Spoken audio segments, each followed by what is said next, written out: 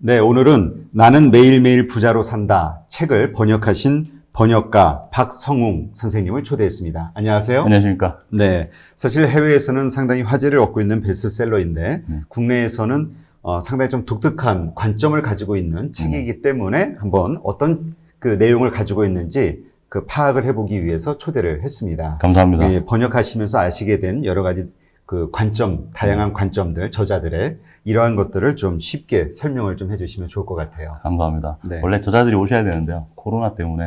네, 비행기가 못 떠서. 오시기가 쉽지 않네요. 네. 일단 이 저자가 주 저자가 이제 닉 할릭이라는 그 오스트레일리아 출신 그 억만장자죠. 그렇습니다. 아주 모험을 즐기는 네. 억만장자인데 나이가 상당히 젊은 것 같아요. 네, 지금은 이제 40대 후반인 정도가 됐고요. 자기가 이제 억만장자가 됐을 때는 28살 전후, 30살에 이제 은퇴를 해서 30살에 은퇴를 해서 자기가 하고 싶은 일을 지금 하고 있고요. 모험을 상당히 즐기고요. 그다음에 이 매일매일 부자로 산다 책 관련해서 이 five weekend, five weekend days 이 책의 이 컨셉이나 개념을 이제 사람들한테 알려주기 위해서 세계 곳곳에 강연도 많이 다니고 있습니다. 북한에도 다녀와셨다고 하시던데요. 저는 뭐 보지는 못했습니다. 뉴스로는 보지는 못했습니다만. 이거 미국 지금 국적인데요. 미국 가서 이란 사회가 안 좋음에도 불구하고 이란에 가서도 이 책에 대해서 세미나도 열고 많은 활동을 지금 하고 계십니다. 네, 그렇군요. 자, 이 저자들이 책에서 이제 주로 이야기하는 것이 매일매일 주말인 삶에 대해서 이야기하는데요. 이건 어떤 걸 가리키는 겁니까? 저희가 보통 5일 일하고 이틀 지는 이제 주 5일 근무제에 살고 있는데요. 이 책의 저자는 그걸 반대로 해서 이틀 정도만 일하고 나머지 5일을 주말처럼 자기가 하고 싶은 일 아니면 자신의 인생의 목적을 달성하기 위해 여러 가지 활동들을 하는 게 좋다라고 말해서 이제 five weekend라고 이제 매일매일 주말인 삶이라는 책 제목으로 자신의 생각과 그렇게 하기 위해서 어떤 식으로 돈을 모아야 되고 어떤 식으로 돈을 지켜야 되고 어떤 식으로 돈을 벌어야 되는지에 대해서 이 책에서 상세하게 설명을 해주고 있습니다. 네. 자, 그러면 이제 크게 이 책을 나눠보면은 돈을 지키는 법, 그 다음에 돈을 버는 법, 돈을 불리는 법, 이렇게 크게 세 가지로 나눌 수가 있겠더라고요. 그렇습니다. 근데 참 독특한 거는 먼저 돈을 버는 거가 아니라 지키는 거에 대한 이야기를 하고 있는데요. 네네. 이제 자기가 원하는 어떤 매일매일이 주말인 삶을 즐기기 위해서는 돈 지키는 방법을 먼저 만들어야 된다. 이걸 아주 강조를 하고 있거든요. 그렇습니다. 이 돈 지키는 방법은 어떤 것들이 있는지 저자들이 얘기하는. 네, 이 책의 저자들은 사실은 지출에 대해서 크게 뭉뚱그려 하나로만 지출이 하나다 이렇게 얘기하진 않고요. 크게 네 가지로 구분을 해놨습니다. 첫 번째는 이제 라이프 스타일 지출, 그러니까 자신의 생활 스타일을 유지하기 위한 지출이고요. 두 번째는 이제 보장성 지출이라고 해서 보험이라든지 아니면 뭐 기타 자신의 몸이나 가족들이나 이런 데 이상이 왔을 때 그거를 방어해 줄 수 있는 보장성 지출. 세 번째는 생산적인 지출이라고 해서 투자 또는 현금 흐름을 발생시키는 그 무언가를 위해 지출하는 걸 이제 생산적인 지출이라고 하고, 마지막으로 이제 해로운 지출이라고 이렇게 네 개를 구분해놨는데 이 해로운 지출을 줄여야 된다라고 말하고 있는 거죠. 이 앞에 세 개의 지출 같은 경우는 줄일 수 있으면 줄이면 좋은데 그렇다고 너무 막 이 지출을 줄여야겠다고 할 필요는 없다고 얘기를 하고 있고요. 해로운 지출 관련해서는 해로운 지출은 대부분 이 책의 저자는 이렇게 보통 얘기합니다. 필요 없는 거 사는 거. 그 다음에 뭐 사거나 회원권을 구매했는데 안 가는 거. 그 다음에 뭐 지름심이 강림해서 갑자기 뭘 사는 충동 구매하는 거. 하여튼 이런 것들. 어떻게 보면 자신의 인생의 목적에 전혀 맞지 않고 생산적인 현금 흐름도 발생해 주지도 않고 누군가를 보호해 주지도 않는 어떻게 보면 정말 아무짝에도 쓸모없는 지출들이 이 저자들이 구분을 해놨어요. 그런 지출들을 빨리 정리를 하고 그 다음에 그런 지출을 정리하고 난 다음에 발생하는 현금 흐름을 생산적인 지출로 빨리 돌려서 그 생산적인 지출을 통해서 이제 패시브 인컴, 불로소득을 얻어야 된다라고 하는 게 이 책의 저자들이 말하는 돈 지키는 방법의 핵심입니다. 네. 그러니까 그 말이 이제 좀 이렇게 쉽게 우리가 이해를 하면은 어떤 식으로인가 하여튼 내가 돈을 자신만의 어떤 대출 방식이 됐든 뭐가 됐든 네네. 돈을 항상 가져올 수 있는 어떤 시스템을 만들어야 된다. 그렇습니다. 이 책의 저자 같은 경우는 일단은 뭐 많은 재테크 책이 얘기하는 것처럼 이제 자동화된 시스템을 가지고 돈을 일단 모아야 되는데요. 아까 말했지만 일단 불필요한 지출을 줄이고요. 그 불필요한 지출은 해로운 지출이고요. 줄여서 이제 시스템을 통해서 종잣돈을 이제 모아야 된다고 하는데 좀 약간 특이하게도 여기서는 통장을 두 개를 만들으라고 합니다. 하나를 만드는 게 아니라요. 그래서 예를 들어서 뭐 근로 수입이 발생을 하게 되면 15%, 그러니까 미니멈입니다. 최소 15%. 더 이상 할 건지 말 건지는 이제 자신이 직접 결정하면 되는 거고요. 수입의 15%를 무조건 비상금 통장으로 또는 뭐 이름은 저자가 부르기 나름입니다. 저자는 비상금 통장으로 부르지 않고요. 나름대로 또 부르는 이름이 있습니다만 통장으로 넣습니다. 그리고 나머지 3%는 또 추가 3%는 이 저자들이 얘기하는 또 핵심 아이디어 중에 하나인데요. 저희가 인간이다 보니 너무 꽉 조여진, 어떻게 보면 너무 타이트한 지출 계획이나 꽉 짜여진 어떻게 보면 돈 지키는 방법을 하다 보면 저희가 정신적으로 육체적으로 지치게 되고 오히려 그럼으로써 더 충동 구매가 발생할 수도 있기 때문에 그걸 그냥 그렇게 하지 말고 아주 그냥 자연스럽게 자신이 원하는 거, 자신이 원하고 하고 싶은 것들을 할 수 있는 그런 돈을 또 3%를 따로 적립을 해놓으라고 합니다. 그래서 통장이 두 개가 생기는 거죠. 그래서 요 통장에서는 이제 돈이 계속 수입이 되면 최소 15% 이상이 계속 여기 적립이 되는 거고요. 요 통장에는 이제 3%가 적립이 돼서 요거는 자기가 쓰고 싶을 때 마음대로 어떻게 보면 약간 우리가 공짜는 돈이라고 할까요? 네. 그런 돈이 되는 거죠. 그래서 이제 이 통장에 돈이 모이게 되면 최소 6개월치의 월급에 해당하는 돈을 일단 여기 통장에 무조건 쓰지 말고 보관을 하고요. 그 이상의 돈이 모이게 되면 예를 들어서 저희가 뭐 500만 원, 제가 한 달에 500만 원을 번다 그러면 이 통장에 3천만 원이 쌓일 때까지, 3천만 원 이상이 쌓일 때까지는 이 저자들은 투자를 하지 말라고 합니다. 이게 돈 지키기 아직 일환인 거죠. 돈을 이제 불리는 건 그 이후 문제고요. 왜 그런가 하면 이 6개월이라는 최소 이 금액은 인간이 인간다운 삶을 영위하기 위한 최소 보장인 거죠. 예를 들어서 뭐 자기가 투자를 했거나 사업을 했거나 아니면 뭐 기타 여러 가지 활동을 하다가 실패를 한다거나 아니면 재정적으로 엄청난 타격을 받게 됐을 때 이 최소한의 6개월치라는 최소한의 기본 이 방어 체계가 없으면 쉽게 포기를 하게 된다는 거죠. 왜냐하면 다시 이제 저희가 한번 실패했으니까 여기서 배워서 다시 해봐야겠다는 생각을 가질 수 있게끔 만드는 가장 최소한의 방어구를 먼저 만들어 놓고 그게 저자는 6개월치의 월급이라고 하고요. 이제 그 이후에 추가로 이제 금액이 계속 발생하게 되면 그거를 이제 종잣돈을 위해서 돈을 모으라고 하는데요. 이 책은 약간 특이하게 그 모으는 수단으로서 보험을 추천을 합니다. 예, 보험을 추천을 해요. 여기서는 록펠러 공식이라고 얘기를 하는데요. 록펠러 공식의 아이디어는 아주 간단합니다. 종신보험을 하나 계약을 하고요. 그 생명보험이죠. 계약을 하고 변액보험이나 이런 건 안 됩니다. 왜냐하면 시장에 따라서 수익률 영향을 받기 때문에요. 그러니까 어떻게 보면 적금의 통장인데 적금 통장에 넣지 않고 보험 계좌에 보험료로 계속 납입을 하는 거죠. 이게 장점이 뭐냐면, 이 저자들이 말하는 장점이 뭐냐면, 보험 계좌에 돈을 넣기 때문에 보험 자체로서의 이런, 뭐, 예를 들어서 보장성은 당연히 받을 수 있고요. 우리가 해약 환급금의 90% 내에서는 대출이 가능하거든요. 네. 보험 계약 대출이가 약관 대출이 가능한데, 그 약관 대출을 통해서 현금이 급하게 필요할 때나 아니면 투자를 위한 생산적인 지출이 필요할 때 자연스럽게 거기서 대출받은 돈을 꺼내 쓰라는 거죠. 그러니까 우리로 치면 예를 들어서 적금 통장에 적금이 있었는데 갑자기 돈이 필요하면 돈을 쓰잖아요. 네. 저자는 그 방식 말고 보험에다 넣어놓고 그 해약 환급금 내에서 그거를 대출을 받아서 쓰라고 하는 거죠. 그걸 록펠러 공식이라고 하는데요. 이 저자가 그렇게 얘기하고 있습니다. 이 록펠러 공식의 좋은 점은 방금도 말씀드렸다시피 일단 보험의 보장성은 당연히 보장되고요.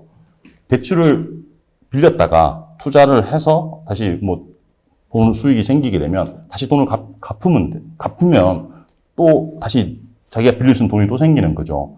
갚을 때는 은행에서 보험회사에서 요구하는 이자율보다 조금 더 높은 이자율, 자기한테 주는 이자율이라고 얘기를 하거든요. 책에서는 자기한테 주는 이자율을 더해서 갚게 되면 해약 환급금의 범위가 점점 더 커지게 되고요. 그렇게 되면 가용할 수 있는 현금이 점점 더 많아진다는 그런 컨셉입니다.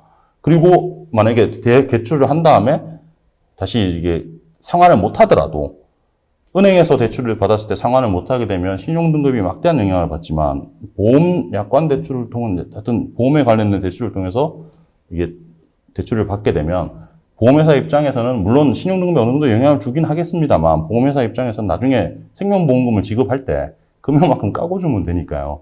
그래서 서로 쌍방 간의 부담이 적다는 거죠. 네. 그렇군요. 그래서 이제 보험을 하나의 그 방어 수단으로 이제 제시를 했는데 그런 점이 좀 독특한 것 같고요. 그런데 이 책에서 일단 네. 비재고리에서 벗어나라라는 얘기를 많이 하거든요. 네.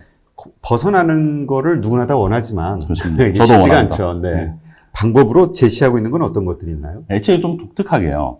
저희가 뭐 저도 그렇습니다만 대출이 있으면 일단 가장 이자율이 높은 대출을 먼저 갚으려고 하고요. 네. 그다음에 대출이 여러 개가 있으면 가능하면 고루 분배해서 갚으려고 하는데요. 이 책에 보통 우리는 악성 대출이라고 해서 이자율 높은 거를 먼저 갚게 그게 제일 하죠. 먼저 갚죠. 네. 뭐 저도 그렇게 배워왔었고, 근데 이 책의 저자는 이자율이 높은 대출을 먼저 갚지 말고 갚았을 때 현금 흐름이 자기 자신한테 많이 돌아오는 대출을 먼저 갚으라고 합니다. 그래서 그 현금 흐름을 어떻게 측정을 할 거냐라고 하면서 이제 현금 흐름 지수를 제시를 해요.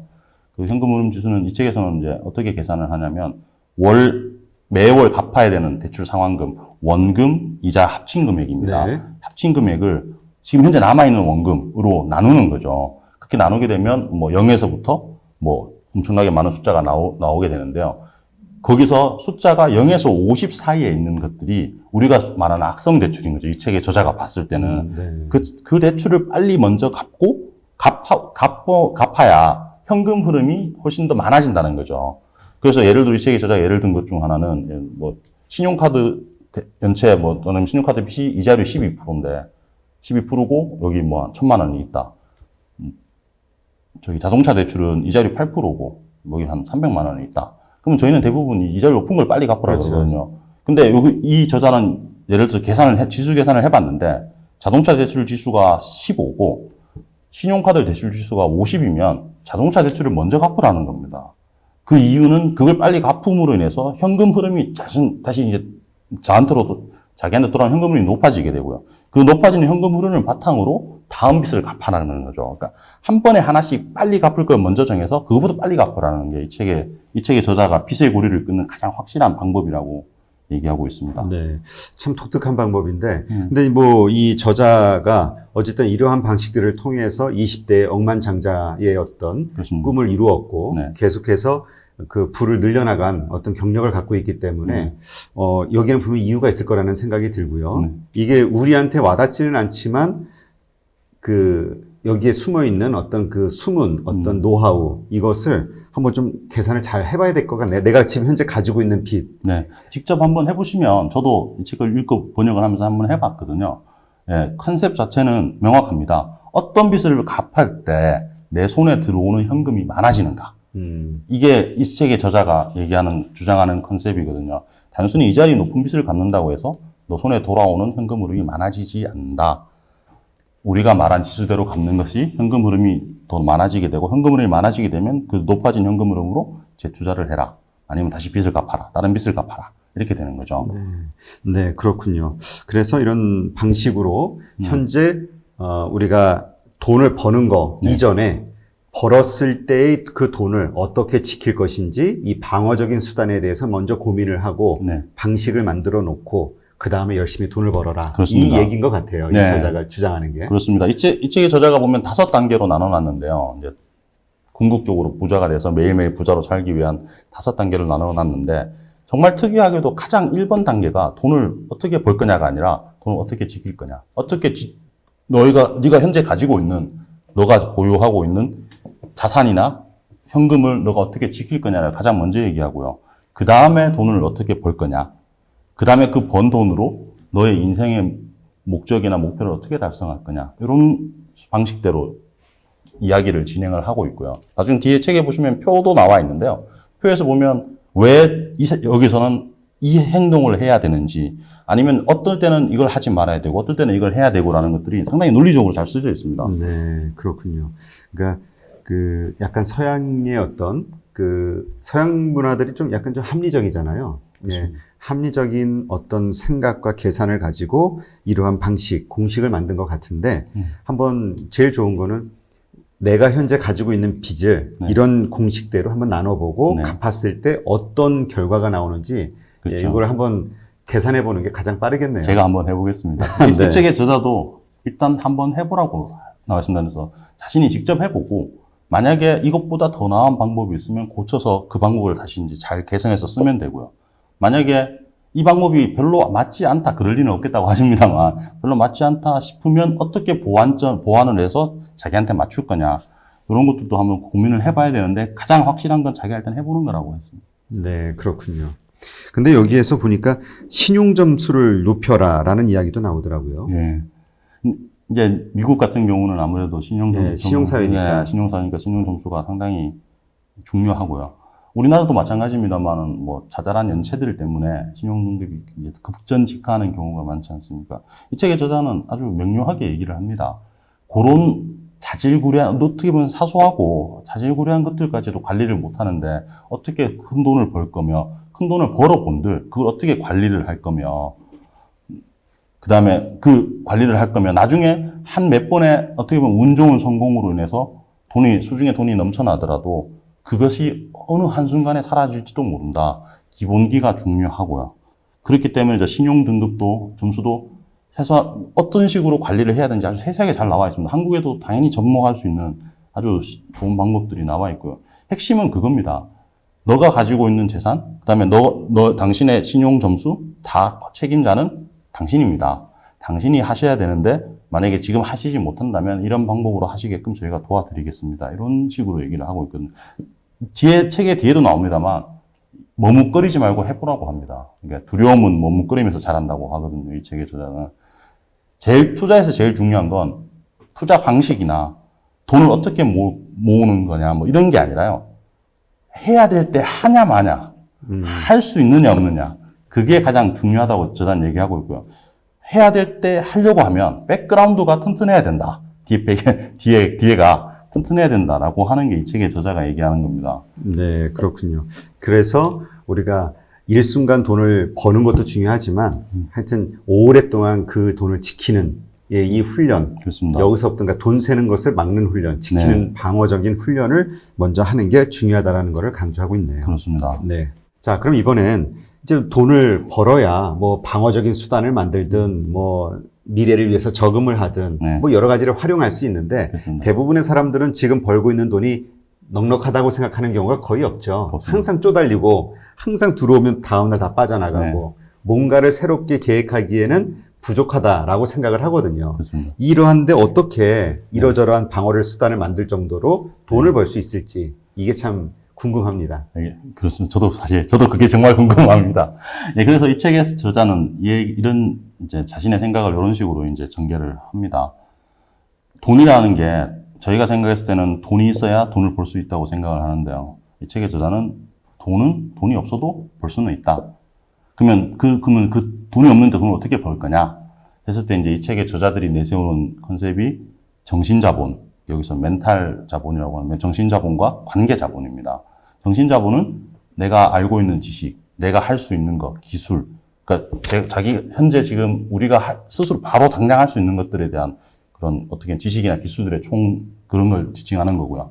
관계자본은 다른 사람과의 네트워크를 말하는 거죠. 다른 사람의 돈, 다른 사람의 관계, 다른 사람의 뭐 자원. 그러니까 현재 지금 당장 내가 가용할 수 있는 것들이죠.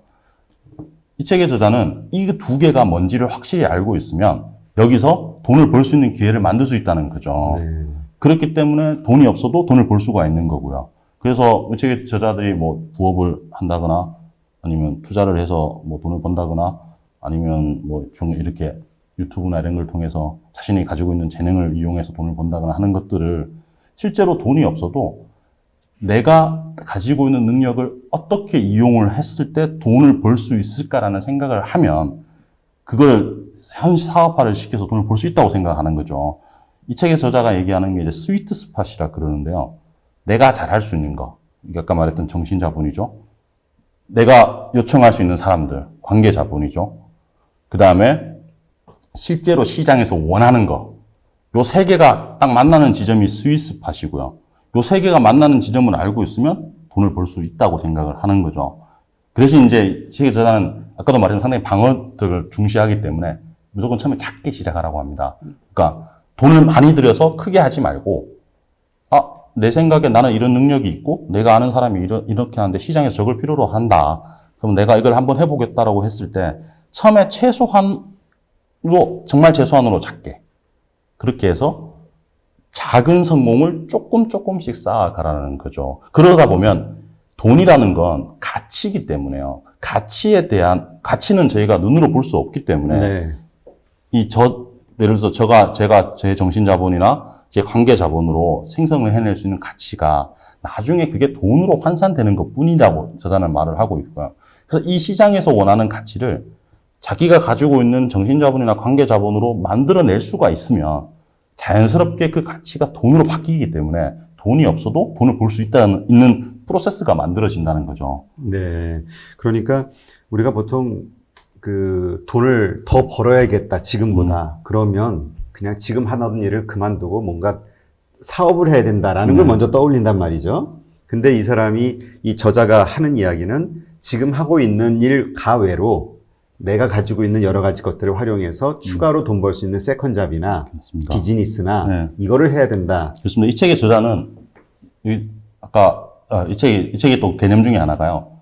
아까 불로소득이라고 제가 패시브 인컴 불로소득이라고 말씀드렸습니다만 자신이 쓰는 한 달 생활비 기준으로 해서 불로소득으로 커버될 수 있는 비율을 만들어 놓은 게 있어요. 불로소득 비율이라고. 이 책의 저자는 이게 2대1이 되지 않는 한은 절대 회사를 그만두지 말라 그래요. 그러니까 예를 들어서 자기 한 달에 생활비를 500 쓰는데 네. 자기가 투자나 뭐 사이드 잡이나 아니면 뭐 근로소득도 포함해서 벌어들이는 돈이 1,000만 원이 넘지 않으면 절대로 다니고 있는 직장을 그만두지 말라고 합니다. 아, 쓰는 돈의 일단 2배. 네. 어떻게든 벌어들이는 돈이. 어떻게 더 벌어들이는 돈이에요. 그러니까 저희 보통 이제 근로소득 비율이라고 하면 저희는 뭐 1대1이죠. 한 달 벌으면 어느 순간 한 달 다 쓰잖아요. 저자는 이렇게 되면 절대 부자는 못 되고요. 근로소득은 피와 땀이 어린 돈이기 때문에 예, 그거는 투자에서 맞지 않대요. 그러면 이 책의 저자가 강조하는 건 근로소득 말고 그 외로 예를 들어서 부업이라든지 아니면 다른 뭐 사업이라든지 아니면 기타 다른 투자를 통해서 벌어들이는 이 불로소득 자체가 이 생활비를 커버할 수 있는 비율 최소 1대1은 돼야 되고요. 2대1일 때부터는 이제 회사를 그만둘지 안 둘지 선택할 수 있고요.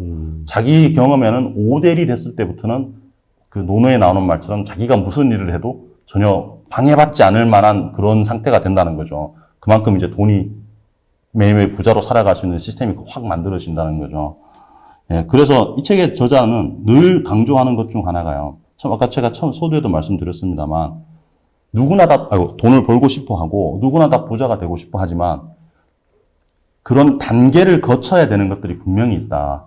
부자라는 게 한순간에 갑자기 억만장자가 되거나 뭐 로또를 맞아가지고 돈이 갑자기 많이 생기더라도 그걸 끝까지 유지하기 쉽지 않다. 네. 그래서 항상 기본 길을 먼저 다진 다음에 아까도 말씀드렸지만 불로소득 비율을 높여서 그러니까 한마디로 투자나 기타 여러 가지 자기가 벌어들 수 있는 가치를 창출할 수 있는 일을 해서 불로소득 비율을 높인 다음에 이제 자기가 실제로 근로를 하지 않더라도 이 비율로 커버되는 상황이 되면 그때 이제 새로운 삶을 자기가 원하는 삶을 다시 살 수 있다. 이렇게 얘기하는 거죠. 네.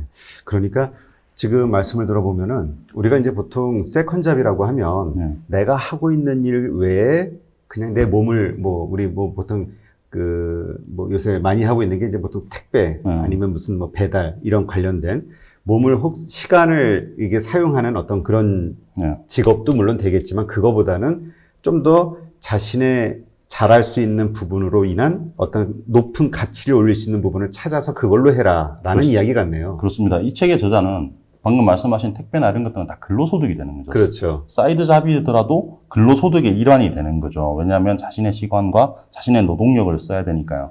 이 책의 저자는 그 소득을 구분해 놓은 게 있어요. 어떤 건 근로소득이고 어떤 건 불로소득이다.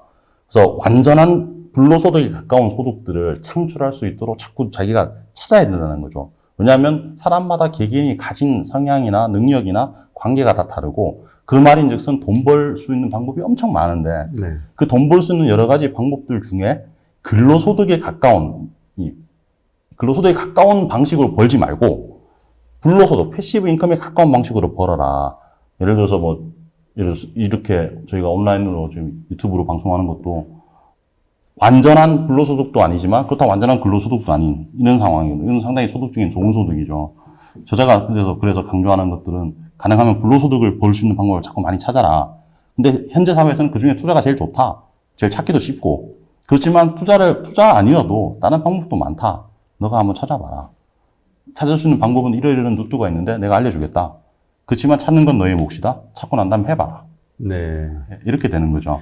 네, 그렇군요. 그러니까 단순히 우리 노동력, 그러니까 네. 사실 근로소득을 자꾸 추가로 일하면 피곤해서 본업을 못 하잖아요. 그렇습니다. 그러니까 이게 세컨잡을 가지라는 의미가 정말 내가 가진 가치가 무엇인지를 먼저 검토를 하면서 찾아야 되는 단계가 필요하네요. 그렇습니다. 그걸 활용해서 네. 추가적인 어떤 소득, 이제 그걸 여기서는 이제 불로소득이라고 표현하는 그렇습니다. 거예요. 예. 그래서 여기서 항상 뭐 의사라든지 변호사분들 같은 경우는 그 완벽한 근로소득이기 때문에 사실은 그분들은 어떻게 보면 불로소득을 벌어들이는 분들이 아니신 거죠. 왜냐하면 그리고 1인 사업자들, 그러니까 예를 들어 회사를 다니시다가 그만두고 창업을 하셨거나 아니면 뭐 자영업을 하시는 분들도 이 책의 기준으로 봤을 때는 그분들도 다 근로소득의 일환인 거죠. 그렇기 때문에 회사를 다니시다가 회사를 그만두고 자영업을 하시거나 1인 사업자를 만드는 건 또 다른 근로소득의 형태만 바뀌었을 뿐이지 이 책에서 원하는 불로소득을 얻기 위한 방법이 아닌 거죠. 네. 그러니까 이게 참 쉬운 것 같지만 어려운 거네요. 불로소득. 그러니까 내가 뭔가 투자를 통해서 얻는 수익이 됐든 내가 가지고 있는 어떤 그 재능, 네. 어떤 특성 혹은 뭐 관계 이런 것들을 활용해서 뭔가 손쉽게 뭔가 돈을 벌 수 있는 네. 뭔가 파이프라인을 만든다는 게 그렇습니다. 예, 이게 쉬운 건 아닌데 그렇습니다. 그렇지만 이 책의 저자는 이렇게 얘기합니다. 쉬운 건 아닌데 나도 했는데 너희가 못할 리가 없다. 그럼 이 사람은 이러한 방식을 통해서 이제 억만장자의 어떤 틀을 갖췄다는 거군요. 그렇습니다. 그래서 자기가 한 방식을 여기다 책에다 그냥 아주 착하게 다 적어놨더라고요. 네. 근데 사실 우리가 돈을 번다. 근데 이 근로소득 말고 다른 어떤 돈을 번다. 투자를 하더라도 돈이 있어야 되는 거고요. 네네. 투자금이. 그러니까 돈이 있어야 돈을 번다라는 이야기를 많이 하거든요. 네. 그거와 관련해서는 어떻게 말을 하나요? 여기서 뭐 틀렸다. 이렇게 얘기를 하던데. 예, 이 저자는 투자를 할 때는 돈이 필요하다는 건 동의를 합니다. 네. 투자를 할 때는 돈이 필요하다고 동의를 하는데 돈이 있어야 돈을 벌 수 있다는 건 동의하지 않고요. 아까 이유는 말씀드렸다시피 저희가 정신자본이나 관계자본만으로도 돈을 벌 수 있는 방법을 많이 찾을 수 있기 때문에 사실 정신자본과 관계자본은 돈이 실제로 한 푼도 안 드는 자본들이거든요. 현재 제가 가지고 있는 자원이다 보니 그런 걸 가지고 돈을 벌 수 있는 방법이 많기 때문에 이 책에서는 돈이 있어야 돈을 벌 수 있다는 말에는 동의를 하지 않습니다. 돈이 없어도 돈을 벌 수 있다. 근데 투자를 하기 위해서는 돈이 필요하다. 그거는 또 인정을 해요. 왜냐하면 투자라는 건 돈이라는 매개체를 통해서 다시 이제 그렇죠. 자기의 흐름을 발생시키는 거거든요. 그래서 투자는 따로 떼놓고 그다음에 돈이 없어도 돈을 벌 수 있는 능력은 또 여기 있다. 이렇게 설명을 하는 거죠. 네, 그렇군요. 보통 우리가 아까도 잠깐 얘기했지만 그 근로소득을 벌고 있는, 그러니까 직장인들이 가지고 있는 그 뭐라 그럴까요? 그 계획들 중에는 진짜 혼자 독립하는 거, 뭐 창업하는 거 이런 것들이 있잖아요. 네. 혹은 뭐 나이를 먹으면 어차피 밀려나게 될 거, 조금 더 젊은 나이에 나와서 고생을 해서라도 안정된 거를 미리 네네. 일찍 잡아놓는 게 낫지 않겠는가, 환경을. 네네. 이런 생각하기도 하고요. 네네. 근데 직장을 때려치우기 전에 네. 어쨌든 꼭 고려해야 되는 것들이 있다. 이런 네. 얘기가 있거든요. 일단 기본적으로 6개월치 이상의 비상금. 그 만약에 내가 투자를 한다 해도 네. 그 6개월치의 그러니까 비상금. 월 소득의 6개월 네. 지분은 투자를 하지 않고 항상 현금화해놓은 그렇습니다. 그런 돈인 건가요? 그렇습니다. 현금화를 항상 해놔야 된다고 이 책에서는 얘기를 하고 있고요. 그 현금화를 해놨을 때 보관 장소를 뭐 현금으로 보관할지, 적금에 뭐 은행에 넣을지, 뭐 록펠러 공식을 통해서 보험에 넣을지는 스스로 판단을 하면 되지만 최소한 기본적으로 그 금액이 있어야 심리적으로 안정이 되고요. 실패를 해서 다시 재기할 수가 있고요. 급하게 돈이 필요할 때 그거를 아무 제약 없이 가용할 수도 있고요. 투자 기회가 왔을 때 빨리 잡을 수도 있고요. 그런데 그걸 반드시 만들어 놔야 돼요. 첫 번째고요. 두 번째는 아까 말씀드렸다시피 불로소득 비율이 최소한 1대1은 돼야 된다. 아니면 1대1에 근접하려고 막 하고 있다. 이렇게 됐을 때 사실은 회사를 그만두는 게 조금 더 유리하다라고 얘기를 합니다. 왜냐하면 이 책의 저자가 말씀드렸다시피 상당히 여러 가지 방어 수단들을 많이 만들어 놨잖아요. 불로소득이 완벽하게 1대1이 안 되면 불로소득 비율이 예를 들어서 직장을 그만두고 근로소득이 완전히 없어진 상태에서 뭔가를 하다가 거꾸로지게 되면 이게 회복하기가, 물론 아까 6개월 만드신 돈으로 다시 회복하려고 노력은 하겠습니다만 데미지가 크다는 거죠. 근데 이게 1대1이 넘어서는 순간부터는 그렇게 거꾸라져도 그게 드는 비용을 다 불로소득으로 커버가 되기 때문에, 커버를 시킬 수가 있기 때문에 마음적으로는 아플지 몰라도 투자나 재무적으로 봤을 때는 그게 전혀 그렇게 큰 데미지가 아니라는 거죠. 그래서 회사를 그만두기 전에 항상 고려해야 될 것이 아까 말씀드린 6개월치, 그 다음에 불로소득 비율, 그리고 내가 또 다른 근로소득으로 옮겨가는 게 아닌지. 그러니까 형태만 바뀐 근로소득이 그냥 형태만 바뀐 소득으로 옮겨가는 게 아닌지도 항상 고민을 해봐야 된다고 합니다. 그래서, 네. 그러니까 우리가 보통 창업해가지고, 내 몸을 가지고 그냥 좀 이렇게 고생해가지고 뭔가 안정화시키면 되지. 그러니까 내 몸을 가지고 인건비를, 새로운 형태로 인건비를 만드는, 네네. 이거는 창업을 해서는 안 된다는 얘기네요. 창업을 해서는 안 된다는 얘기는 아닌데요. 여기서 말하는 이제 저희가 여기서 매일매일 부자로 살기 위해서는 불로소득을 높여야 된다고 말을 하는데 그런 소득은 근로소득이다 보니 당연히 처음에 시간과 투자를 많이 써야 되고요. 그래서 어설프게 뭐 접근해서는 당연히 안 되고 만약에 이제 회사를 그만두고 창업을 해서 4, 5년 열심히 일해서 불로소득을 창출할 수 있는 단계까지 하려고 한다 그러면 최소한의 안전장치를 만들어 놓은 다음에 정말 회사에서 일하는 것처럼 열과성을 다해서 회사에서 더 열심히 일해야겠죠. 다해서 집중적으로 자기가 거기에 투자를 해야 된다는 거, 시간과 노력을 투자를 하고 거기서 불로소득이 이제 발생이 되기 시작하면 조금씩 이제 자기가 완벽하게 몰입을 했던 데에서 조금씩 벗어나야 된다는 거죠. 그래야 매일매일 부자로 살 수 있고 매일매일 주말인 삶을 조금이라도 영위할 수 있는 거지. 돈을 많이 벌었기 위해서 3년에서 5년 열심히 일하고 거기 계속 매진을 하고 계속 거기에 파묻혀 있으면 이 사람은 어떻게 보면 돈은 많이 벌었고 일은 열심히 하고 있을지 몰라도 외측에서 말하는 매일매일 부자로 사는 삶은 살지 못하고 있는 거죠. 왜냐하면 자기의 시간과 노력을 회사에 계속 쏟아부어야 되니까요. 네.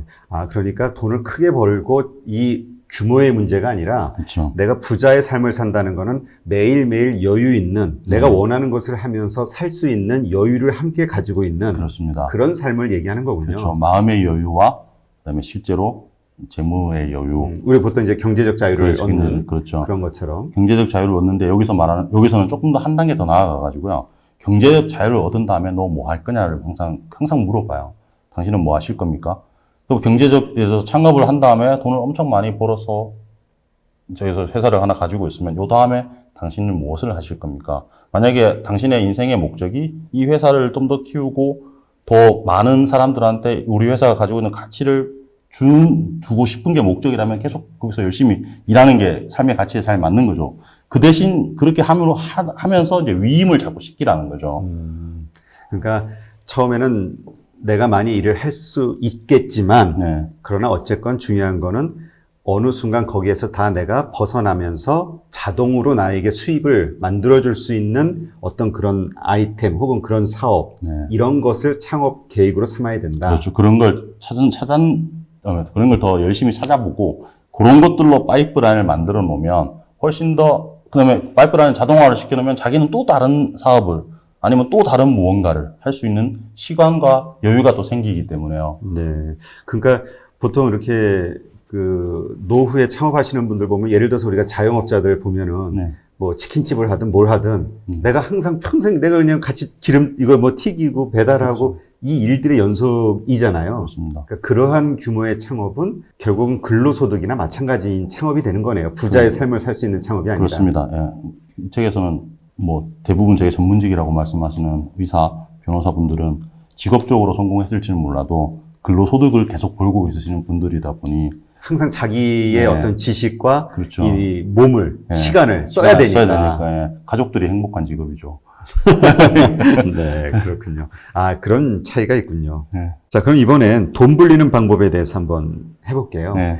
저자들은 뭐 그렇게 해서 우리가 작은 돈을 모았다 치고요. 네. 벌었다 치고 이 번 돈을 어떻게 불려 나갈 수 있을지 이게 네. 사실은 더 중요한 문제이기도 하잖아요. 그렇습니다. 이 책의 저자들은 일단 공동 저자인데요. 한 명은 닉 할릭시고 한 명은 게리 군더슨 씨인데 한 분은 부동산을 중점적으로 해서 돈을 버셨고요. 또 다른 한 분은 주식 투자를 돈을 버셨는데 처음에는 그렇게 해서 이제 불로소득 비율을 좀 높이다가 두 분이 만난 다음에는 서로 그걸 믹스를 시켜놨습니다. 그러니까 서로의 좋은 점을 서로 받아들인 거죠. 양쪽으로 해서. 그래서 일단 이 니칼릭 씨가 억만장자가 되기 위해 썼던 방법들은, 예, 핵심은 딱 한마디로 정의를 하면 현금 흐름 확보를 위한 투자입니다. 그러니까 뭐 당연히 미국 같은 경우는 월세를 기준으로 부동산을 이제 이렇게 뭐랄까 세입자가 월세를 내야 되는 구조니까요. 그 매매 차익을 얻기보다는 어떻게 하면 적은 돈을 투자해서 돌아오는 현금 흐름을 높일 거냐. 이걸 중점을 맞춰서 니칼릭 씨는 투자를 많이 했고요. 그러니까 미국 같은 경우는 우리나라도 마찬가지입니다만, 뭐 예를 들어서 부동산 투자를 했을 때 궁극적으로 자기 손에 한 달에 얼마의 손이 쥐어지느냐. 그리고 그게 투자 대비했을 때 몇 프로의 수익률인가, 과연. 그러니까 내 손에 100만 원이 떨어지더라도 수익률이 1%면 자기 손에 10만 원이 주어졌지만 수익률이 10%인 것보다 훨씬 못한 투자가 되는 거죠. 그래서 이 니칼릭 씨는 첫 번째로 무조건 부동산 투자를 한다고 생각을 했을 때 부동산 투자를 할 거냐, 뭐 주식 투자를 할 거냐, 여러 가지 투자 대안들이 많이 있잖아요. 그래서 만약에 부동산 투자를 하겠다고 결정을 했으면, 그리고 부동산 투자가 많은 분들이 잘 아시겠지만 레버리지 효과가 높기 때문에 처음에 작은 돈으로 투자하기 상당히 좋은 투자라고 여기 저자도 얘기를 합니다. 주식과 비교했을 때 처음에 목돈이 들어가는 리스크만 해지만 되면 주식보다 훨씬 더 안정적으로 투자를 할 수 있다고 하거든요. 그래서 목돈 들어간 건 뭐 계약금이나 이런 대출이나 이런 것들이긴 한데, 어찌됐건 부동산을 이제 투자를 하게 한다고 마음을 먹었다면 현금 흐름을 계산을 해서 내 손에 얼마나 돈이 떨어질 거냐를 미리 계산을 해놓고 그게 자기가 원하는 목표 수익률에 만족하느냐 안 하느냐를 따져서 이제 일반적으로 말하는 그런 투자 방법을 쓰게 되는 거죠. 네. 그러니까 이게 차이가 이런 것 같아요. 쉽게 얘기하면은 우리가 한국에 같은 경우는 집을 산다. 그럼 사실 그걸 월세로 해가지고 이자, 이거 못 뽑아내잖아요. 지금 많이 올랐고. 그렇죠. 여기서 얘기하는 현금 흐름이라는 건 결국 월세를 받아서 네네. 이자를 주고도 네. 남는 어떤 그 수익금을 만들어야 된다는 이야기 같은데. 그렇습니다. 그래서, 예, 맞습니다. 네. 근데 이 책의 저자들이 얘기하는 건 비싼 돈 주고 비싼 집을 사지 마라. 네. 자기 살 집 말고는.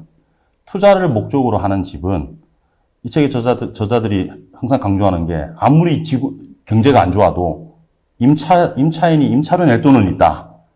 그러면 임차가 잘 되는 지역에서 임차료를 많이 받을 수 있는 부동산을 매입을 해서 이제 그걸로 이제 현금 흐름을 발생시키라는데, 이제 예를 들어서 가격이 너무 폭등을 했다거나 이런 것들이 여러 가지 상황이 발생할 수 있지 않겠습니까? 이 책의 저자는 저희가 요즘에 한창 유행하는 그 매입 후 리모델링해서 다시 이제 세를 놓는 그런 방법을 주로 씁니다. 그리고 말씀하신 것처럼 너무 과도하게 너무 이제 가격이 올랐다거나 이런 거는 아예 그냥 투자금이 없기 때문에 투자금 자체를 계산을 해서 자기가 현재 가용할 수 있는 금액, 그다음에 그 금액을 가지고 투자했을 때 얻어들일 수 있는 수익을 투자 전에 미리 결정을 해놓고요.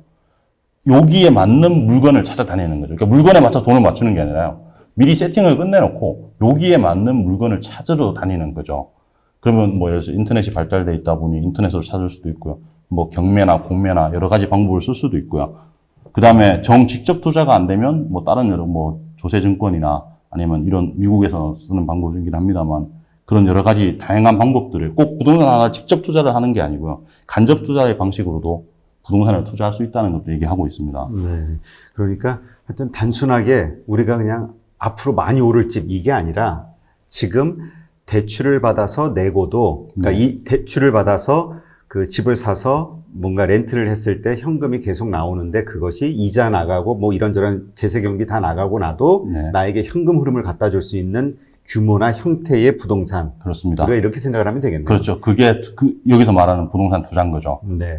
네. 그렇군요. 그래서 그러니까 중요한 거는 매달 얼마씩이 됐든 나에게 가외의 어떤 현금이 들어와야 된다. 이게 중요한 거네요. 그렇습니다. 그게 불로소득이 되는 거니까요. 예, 그러니까 뭐 수치로 1억 올랐어. 나는 네. 장부상으로 1억 이게 중요한 게 아니라 그렇습니다. 당장 들어오는 현금. 자기 손에 쥐어지는 현금. 그렇게 해야 이 불로소득 비율이 높아지게 되고요. 불로소득 비율이 높아져야 아까도 말씀드렸지만 언제 이게 회사를 그만둘지 아니면 어떤 식으로 내가 인생을 설계를 할지가 이제 결정이 되니까요. 네. 그렇군요. 그러면 여기에서 이제 주식과 관련해서 네네. 그러니까 부동산과 관련해서 이제 좀 우리가 관점이 좀 달라진 것 같고요. 그럼 주식과 관련해서는 어떻게 투자를 하는 게 좋다라고 생각하나요? 왜냐하면 한국도 뭐 여러 가지 투자법이 있잖아요. 그렇습니다. 성장주에 올인해라, 네. 4차 산업주에 올인해라, 가치 투자를 해라, 뭐 네. 여러 가지 얘기가 있는데 네. 이 저자들은 어떤 이야기를 하나요? 뭐 어떤 게 정답인지는 모르겠습니다. 이 저자들은 일단 분산 투자는 하지 말라고 합니다. 아, 그래요? 예. 이제 분산 투자는 하지 말고 주식은 특히 집중 투자를 하되 그냥 자기가 잘 아는 주식에 대해서 그러니까 달걀을 한 바구니에 담으라고 하죠. 네. 예. 달걀을 한 바구니에 담으라고 하고 가능하면 투자 전문가들이나 금융회사에서 추천하는 걸 하지 말고 무조건 가능하면 하지 말고 자기가 직접 투자를 하되 자기가 잘 아는 분야나 종목에 대해서 한 3-4주 정도만 집중적으로 투자를 해라. 그리고 바이 앤 홀드를 하지 말고 살 때부터 언제 매각을 할 건지를 결정을 해놓고 사라. 그래서 예상 수익률이 얼마, 그 수익이 내 손에 들어오는 게 얼마, 들어오는 시점이 얼마 이런 것까지 미리 구매를 하기 전에 주식을 매입하기 전에 다 계산을 해놓고 매입을 하라고 하는 거죠. 그래서 사실은 간접 투자에 대해서는 여기서는 상당히 부정적으로 얘기를 합니다. 그러니까 펀드라든가. 그렇습니다. 예. 왜냐하면 간접 투자라는 것은 솔직히 뭐 저희가 보고서를 받긴 합니다만 그 펀드 매니저가 아니면 그 펀드가 왜 저 종목에 지금 투자를 했고 이런 것들에 세세하게 자기가 알 수 없으니까 어떻게 보면 내 돈 가지고 자기 돈과 자기가 투자하는데 뭐에 투자하는지 모른다는 거죠. 그래서 무지의 투자라고 얘기를 하거든요. 그러니까 자기가 잘 모르고 귀찮으니까 그냥 금융회사에 돈을 맡겨버리는 거죠. 그래서 이 책에서는 그렇게 하지 말라고 합니다. 왜냐하면 아까도 이 책을 총 관통하는 아이디어 중 하나는 부자가 되기 위해선 자기가 뭘 해야 되는 거거든요. 근데 금융회사나 이런 데 펀드나 간접 투자를 맡기게 되면 내가 단순히 귀찮다는 이유로 아니면 내가 잘 모른다는 이유로 자신의 위험성을 글로 다 밀어버리는 그렇게 되면 수익률은 한정적일 수밖에 없고요. 수익이 남으면 괜찮은데 수익이 안 날 경우에는 자기가 그거를 컨트롤할 수 있는 방법이 없다는 거죠. 이게 시장에서 빠져나오는 방법밖에는. 네. 그래서 여기서 전통적인 투자가 실패한다. 그 이유를 네. 그렇게 생각하고 있는 건가요? 그렇습니다. 이 전통적인 투자가 실패하는 가장 큰 이유는 투자자인 우리, 그러니까 돈을 제공하는 우리한테 초점이 맞춰진 게 아니라 금융회사 또는 금융 전문가들이 자신의 수익을 더 많이 얻을 수 있게끔 대부분의 투자 상품이 맞춰져 있기 때문에 이게 전통적으로 투자를 하게 되면 물론 누군가는 돈을 벌고 누군가는 수익을 얻게 되지만 거의 대부분의 수익의 대부분은 다 금융회사나 그쪽 투자 전문가들이 간접비의 형식으로 다 가져간다는 거죠. 수수료.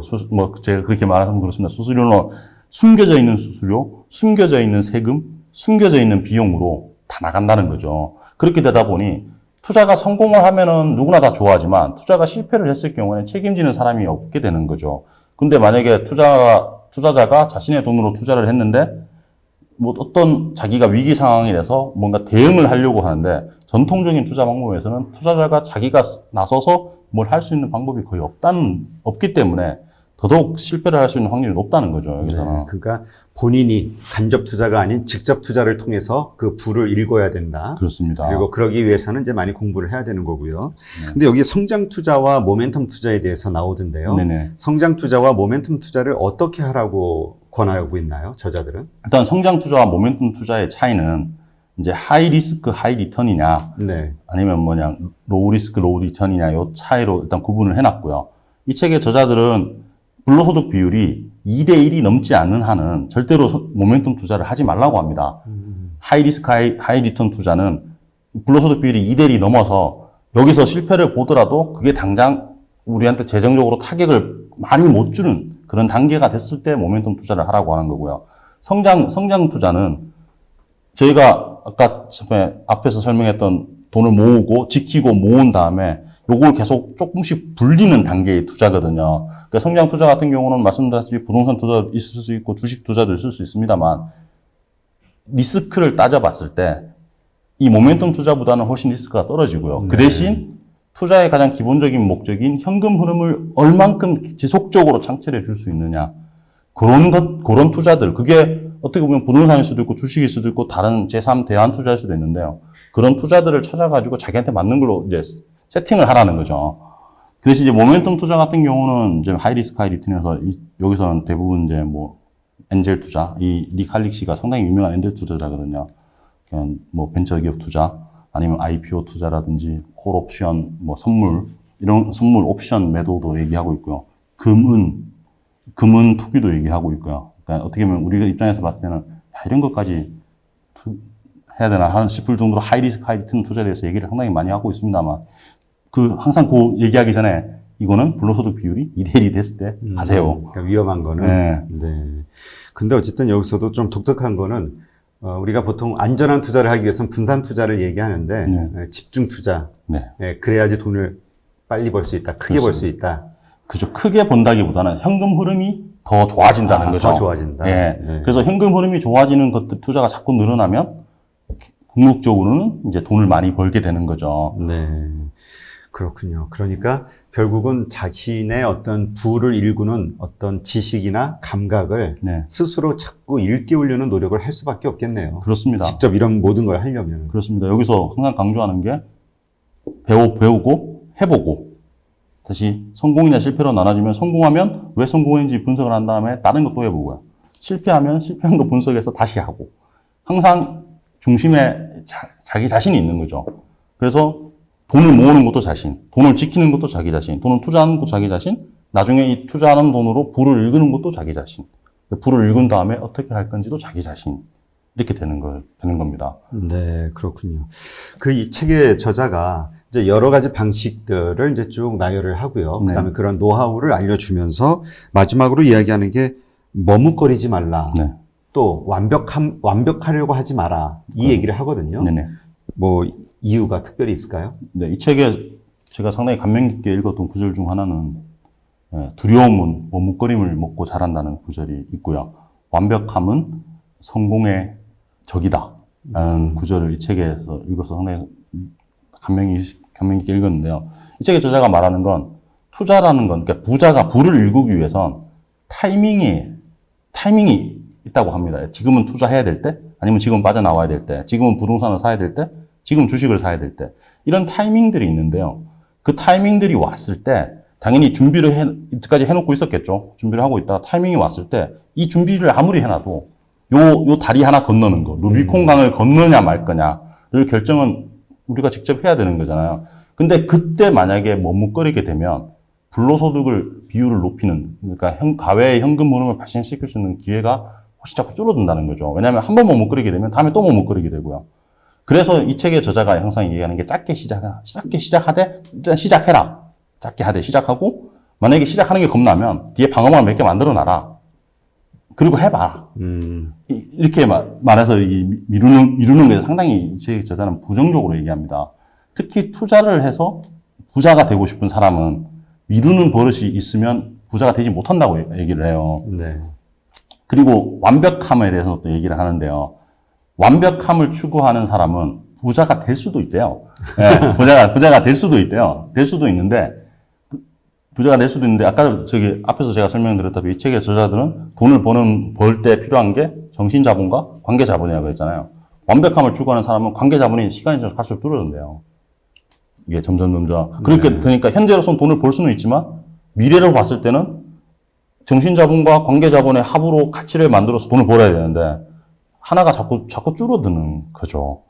완벽함을 추구하다 보니. 그럼 나중에는 어떻게 되냐면, 관계를 이용해서 돈을 벌기가 정말 힘들어지고요. 두 번째는, 완벽함을 추구하다 보니까 나도 모르게 다시 머뭇거리게 되는 거죠. 완벽하지 않은데.